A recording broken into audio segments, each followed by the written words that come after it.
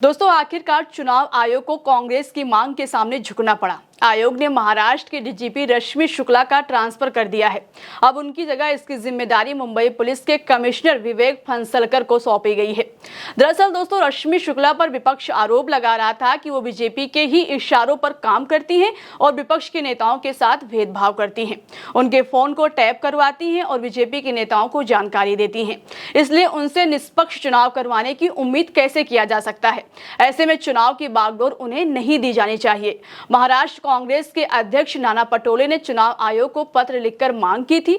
नाना पटोले ने अपने पत्र में कहा था कि वो एक विवादित अधिकारी हैं, वो बीजेपी के पक्ष में काम करती हैं, इसलिए अगर वो महाराष्ट्र के डीजीपी के पद पर रहेंगी तो इससे चुनाव निष्पक्ष तरीके से नहीं हो पाएगा।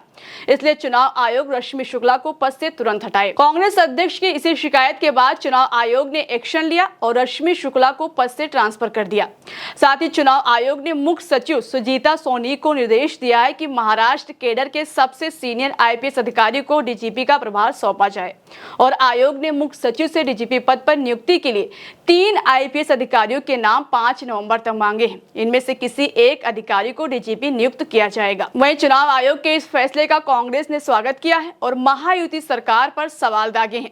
सुनिए इस पर महाराष्ट्र विधानसभा में विपक्ष के नेता विजय वडेट्टीवार ने क्या कहा है। पुलिस महासंचालक रश्मि शुक्ला को बदलने का निर्णय सेंट्रल इलेक्शन कमीशन ने जो लिया है उसका हम स्वागत करते हैं। क्या मजबूरी थी महायुति सरकार की उनको उस पद पर बिठाने की?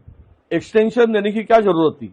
इसका मतलब यही है कि जो चुनाव हो रहे वो चुनाव ट्रांसफॉर्म नहीं होना चाहिए, पारदर्शक नहीं होना चाहिए और इसमें जो गड़बड़ी करके चुनाव जीतने का उनका इरादा था उस इरादे पर पानी फेरने का काम हुआ। दोस्तों, आईपीएस रश्मि शुक्ला 2019 से विवादों में है। जब महाराष्ट्र में महाविकास आघाड़ी की सरकार थी तो उस दौरान आईपीएस रश्मि शुक्ला स्टेट इंटेलिजेंस की प्रमुख थी।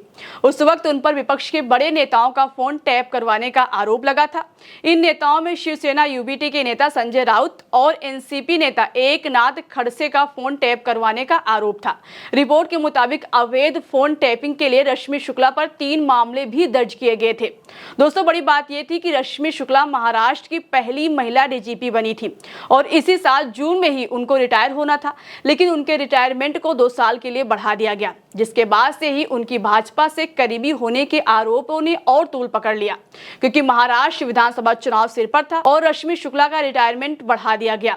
ऐसे में आरोपों को और बल मिल गया। तब से महाविकास आघाड़ी गठबंधन रश्मि शुक्ला को हटाने की मांग कर रही थी, जिस पर अब चुनाव आयोग ने एक्शन लिया और रश्मि शुक्ला का ट्रांसफर कर दिया।